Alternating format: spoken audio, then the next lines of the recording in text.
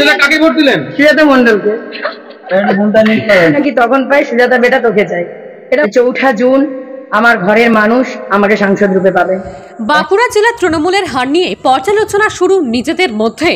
বিষ্ণুপুর লোকসভা কেন্দ্রের প্রার্থী সুজাতা মণ্ডল মুখ না খুললেও এবার মুখ খুললেন বিষ্ণুপুর সাংগঠনিক জেলা তৃণমূলের সভাপতি বিক্রমজিৎ চ্যাটার্জি।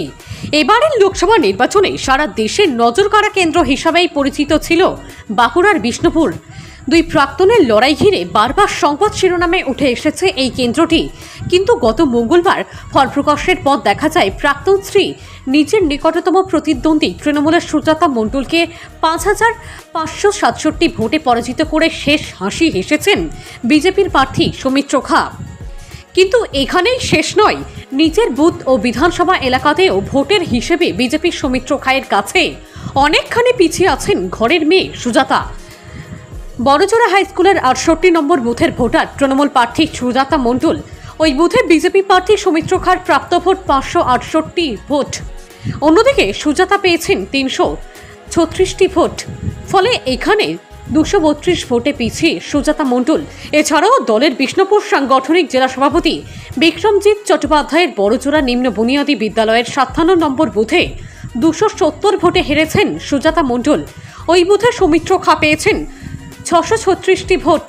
সুজাতার প্রাপ্ত ভোট ৩৬৬টি ভোট। এছাড়াও সর্বশেষ প্রাপ্ত পরিসংখ্যান অনুযায়ী বড়জোড়া তৃণমূল বিধায়ক অলোক মুখার্জির ৬২ নম্বর বুথে ৩৭, বড়জোড়া ব্লক তৃণমূল সভাপতি কালিদাস মুখোপাধ্যায়ের ২৪৮ নম্বর বুথে ১৯০, নিজের নির্বাচনী এজেন্ট ও গঙ্গাজলঘাটি ব্লক তৃণমূল সভাপতি হৃদয় মাধব দুবের ২০৪ নম্বর বুথে ৩১ ভোটে পিছিয়ে আছেন তৃণমূল প্রার্থী সুজাতা মণ্ডল।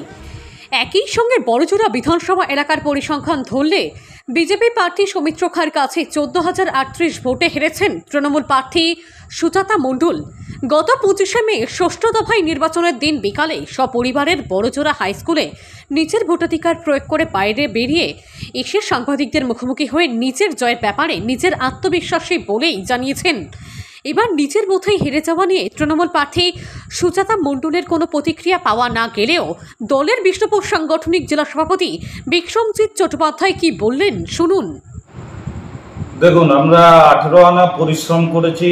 যেদিন থেকে দিদি আমাকে দায়িত্ব দিয়েছেন নভেম্বরের 13 তারিখ, সেই দিন থেকে প্রচুর পরিশ্রম করেছি। পরবর্তীকালে যখন প্রার্থীর নাম ঘোষণা হয় তারপর থেকে আমরা পথেই ছিলাম।